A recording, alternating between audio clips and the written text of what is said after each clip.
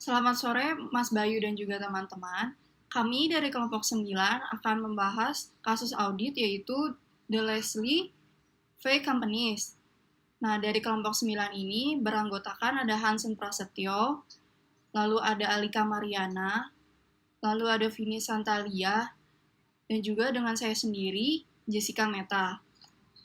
Nah, Leslie Fay Companies itu merupakan sebuah perusahaan pakaian yang didirikan pada tahun 1947 oleh si Fred Pomeranz. Nah, ia tuh memulai usahanya atau karirnya tuh sebagai produsen seragam untuk wanita yang bertugas di Angkatan Darat AS selama Perang Dunia.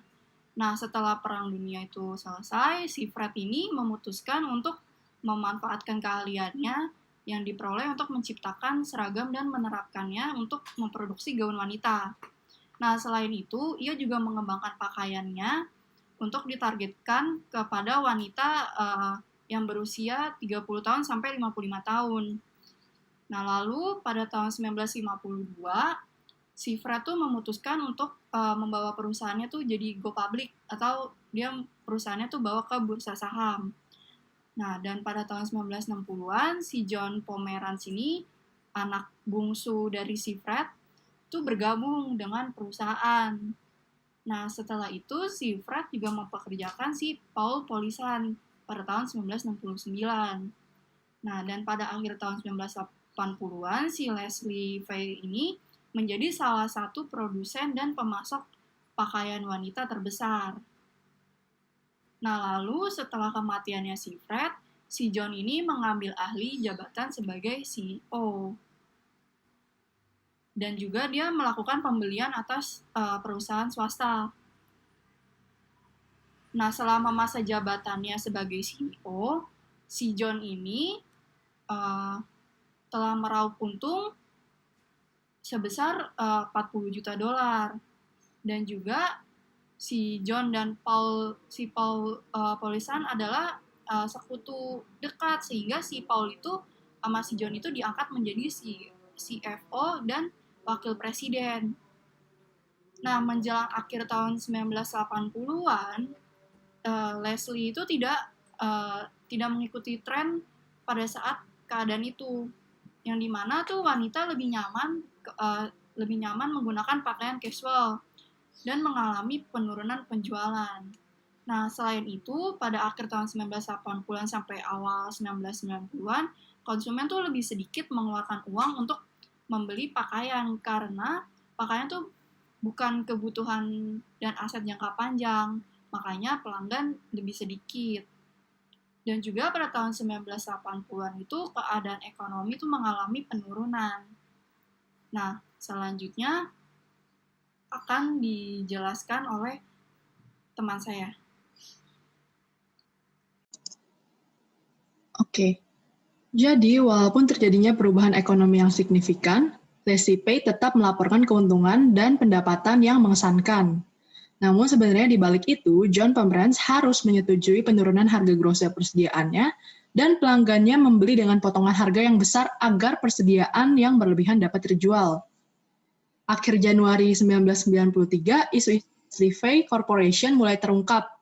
Nah, di saat itulah Paul Polisan memberitahu John Pomeranz bahwa Donald Kenya, pengendali Leslie Fay Corporation atau dia sebagai accounting-nya, secara diam-diam melakukan penipuan akuntansi yang besar selama beberapa tahun.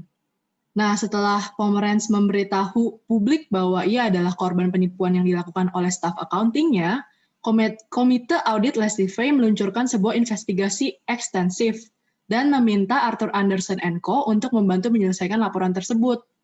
Selama penyelidikannya, Pomeranz memberikan cuti sementara kepada Polisan.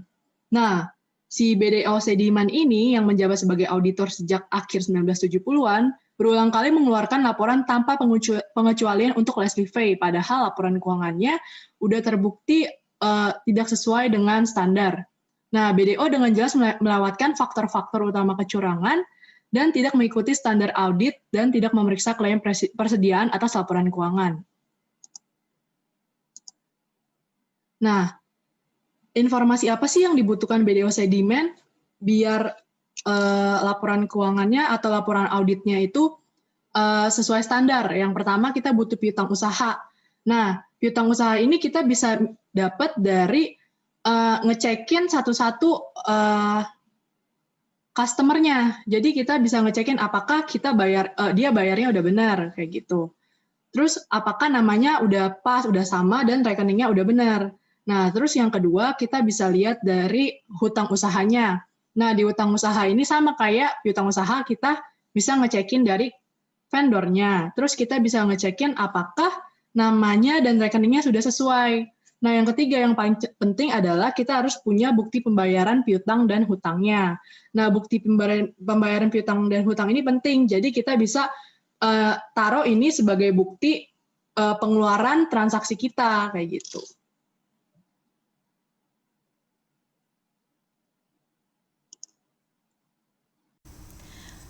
Baik, selanjutnya saya akan menjelaskan mengenai apa sih menurut penyelidikan Komite Audit and Arthur Andersen & Co mengenai kasus ini. Nah, sebelumnya saya akan mereview ulang bahwa Paul Polisman memberitahu kepada John Pomerat bahwa Donald Kenyon ini yang merupakan pengendali dari Leslie Fay Corporation, dia melakukan penipuan akuntansi secara besar selama bertahun-tahun. Nah, apa sih penipuannya itu? Penipuannya itu adalah Kenyon menaikkan jumlah persediaan untuk mengurangi biaya per unit barang jadi dan persediaan yang tercatat. Nah, investigasi tersebut juga menemukan adanya kegagalan GAAP lainnya yang mungkin dilakukan oleh Kenia. Apa sih contohnya? Yang pertama itu adalah gagalnya memperoleh biaya dan liabilitas akhir periode. Nah, lalu dia juga mencatat pesanan secara salah sebelum diterima dari pelanggan untuk meningkatkan penjualan.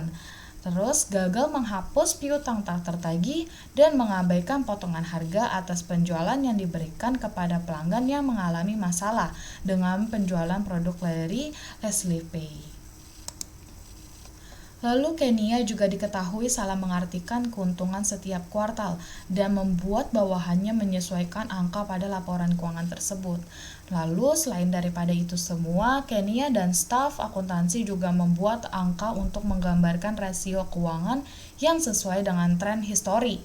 Nah, BDO statement mengandalkan tren histori dan tidak melakukan prosedur analitik seperti membandingkan rasio keuangan Leslie Fay dengan pesaing sehingga penipuan tersebut tidak terdeteksi.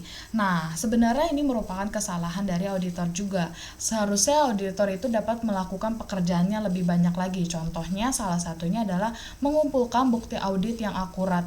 Kenapa? Karena ketika dia mengumpulkan bukti akurat, maka itu akan meminimalisir kesalahan dari audit itu. Meminimalisir kalau audit itu dapat mendeteksi adanya salah saji pada laporan. Nah, auditor juga memiliki resiko. Jadi auditor itu juga dapat menyatakan bahwa kalau dia itu gagal dalam mengauditnya, itu bisa terjadi. Kalau misalkan memang auditor sudah yakin bahwa dia sudah salah mengambil langkah. Nah, kalau dia menyiapkan bahan dari untuk auditnya lebih lengkap dan lebih akurat dan lebih matang, maka itu semua auditor dapat menghindari atau meminimalisir resiko audit itu sendiri dan resiko dapat mendeteksi salah saji tersebut. Nah, lalu dari tahun 1990 sampai akhir tahun 1992, total 130 juta entry dibuat dengan keliru dan melebih-lebihkan keuntungan sebesar 80 juta. Sementara penipuan itu dilakukan sejumlah bonus besar, juga dibayarkan kepada eksekutif atas dasar besarnya pendapatan. Selanjutnya akan dijelaskan oleh teman saya. Nah, Leslie Fay itu akhirnya mengajukan kebangkrutannya pada bulan April tahun 1993 karena harga saham dari Leslie Fay ini anjlok hingga 85%. Sehingga para pemegang saham itu mengajukan tuntutan kepada terdakwa BDO Seidman dan eksekutif Leslie Fay. Nah, selama persidangan itu banyak yang mengkritik nih bahwa John Pomerantz ini tuh tidak dimintai pertanggungjawabannya sebagai pelaku. Akhirnya, pengadilan itu menyewa seorang auditor independen, yaitu adalah Charles Tillman, untuk menyelidiki Leslie Fay dan merilis sebuah laporan independen. Nah, laporan Tillman itu juga membebaskan John Pomerantz dari tuduhan, namun mencatat bahwa BDO Seidman bertindak lalai dalam mempersiapkan audit.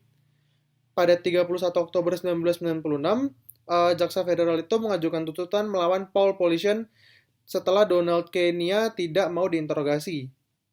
Karena Donald itu mengatakan kepada penyelidik bahwa Pollution itu adalah dalang dari segala kecurangan ini. Nah, akhirnya pada tahun 1997, setelah 7 tahun melakukan penyelidikan dan pengadilan, seorang hakim federal itu akhirnya menyetujui penyelesaian 34 juta untuk gugatan yang dilakukan. Video statement itu menyumbang 8 juta untuk pembayaran kepada penggugat. Kemudian pada tahun 2001, Pollution dihukum karena 18 dari 21 tuduhan kecurangan dan dijatuhi hukuman 9 tahun kepada federal. Untuk kesaksian Donald Kenia, ia diizinkan untuk mengaku bersalah atas 2 tuduhan membuat pernyataan salah kepada SEC dan dijatuhi hukuman 2 tahun di sebuah fasilitas permasyarakatan. Sekian presentasi dari kami, terima kasih.